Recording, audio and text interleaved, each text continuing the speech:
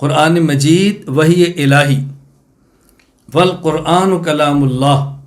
میں نے گزشتہ اوراق میں ذکر کیا تھا، حضرت شاہ صاحب نے صفات ذاتیہ میں 6 کو ذکر کیا، اور کلام جو 7ویں صفت ہے اس کو چھوڑا ہے.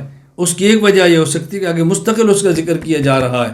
فرماتے ہیں والقرآن کلام اللہ اوحى اللہ الی نبینا محمد صلی اللہ علیہ وسلم. قرآن اللہ کا کلام ہے جو آپ نے ہمارے نبی حضرت محمد صلی اللہ علیہ وسلم پر بطور وحی کے نازل فرمایا.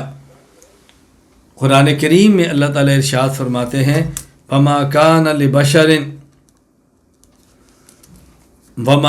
لبشر ان يكلمه الله الا وحيا او من وراء حجاب او يرسل رسولا فيوحي باذنه ما يشاء فهذا حقیقت الوحی. کہ اللہ تعالیٰ جب بھی بشر سے ہم کلام ہوتے ہیں تو یہاں اس کی 3 صورتیں بیان فرمائیں. کسی کے دل میں بات کا القاء فرماتے ہیں، کسی کے دل میں بات کو اللہ تعالیٰ ڈال دیتے ہیں. نمبر 2، پس پردے کے پیچھے اللہ ہم کلام ہوتے ہیں.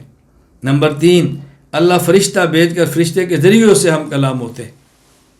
یہ 3 طریقے ہیں اللہ تعالیٰ کے بندوں پر وحی بھیجنے کے.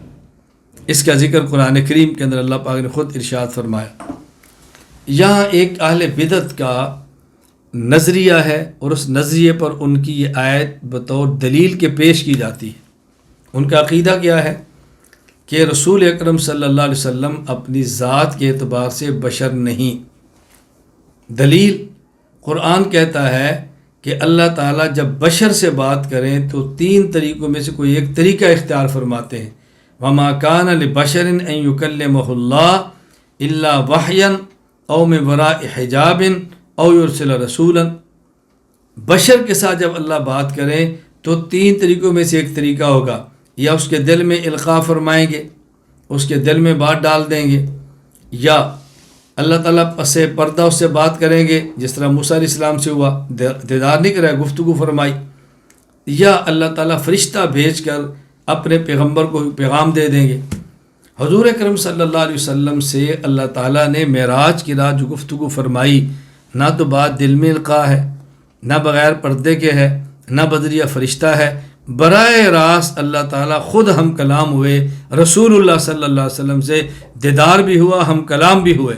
اگر آپ بشر ہوتے تو بشر کے ساتھ کلام کی 3 صورتیں متعین ہیں. یہ 4تھی صورت کا ہونا اس بات کی دلیل ہے کہ آپ بشر نہیں تھے. یہ ان کی اہل بدعت کا استدلال ہے. اچھی طرح سے نشین فرمائیں. ہم نے کہا ایک جواب تو یہ ہے کہ عمومی قانون اور ضابطہ یہی ہے کہ کسی بھی بشر سے گفتگو کرنے کے لیے اللہ تعالیٰ ان 3 طریقوں میں سے ایک طریقہ اختیار فرماتے ہیں، یا بات دل میں ڈال دیتے ہیں، یا اللہ تعالیٰ پردے کے پیچھے ہم کلام ہوتے ہیں، اور یا اللہ تعالیٰ فرشتہ بھیجتے ہیں. اور یہ جو 4تھا طریقہ رسول اللہ صلی اللہ علیہ وسلم کے ساتھ ہے، یہ عام ضابطے سے ہٹ کر ہے جو آپ کی خصوصیت ہے، اور حضور پاک کی خصوصیت ہے، اس میں کوئی شک نہیں. یہ ہمیں خصوصیت کا قول کیوں کرنا پڑا؟ اس لیے کہ آپ کی بشریت پر قرآن کریم کی وہ نصوص قطعیہ ہیں جس کا انکار کرنے سے بندہ مسلمان نہیں رہ سکتا. آپ کا بشر ہونا ایک قطعی امر ہے، اس کے بغیر بندہ مسلمان ہی نہیں ہوتا. تو جب اس کے خلاف ایک بات آ رہی ہے تو دونوں میں ایسی بات کرو کہ تطبیق ہو، قرآن میں تعارض نہ ہو. اس لیے ہم کہتے ہیں رسول اللہ صلی اللہ علیہ وسلم بشر ہیں، اور یہ آپ کی خصوصیت ہے. اور دوسرا جواب یہ ہے کہ یہ جو اللہ تعالیٰ نے ضابطہ فرمایا، یہ ضابطہ اور قانون دنیا کے متعلق ہے کہ اس جہان میں اللہ تعالیٰ جب بھی کسی بشر سے گفتگو فرمائیں تو 3 طریقوں میں سے ایک ہوگا، یا دل میں القاء فرمائیں گے، یا پردے کے پیچھے گفتگو فرمائیں گے بغیر دیدار کرائے، اور یا فرشتہ بھیج کر بات کریں گے.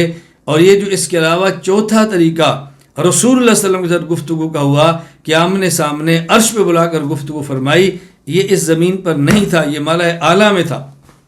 تو قانون اس دنیا کے بارے میں ہے، ملأ اعلیٰ کے بارے میں نہیں ہے.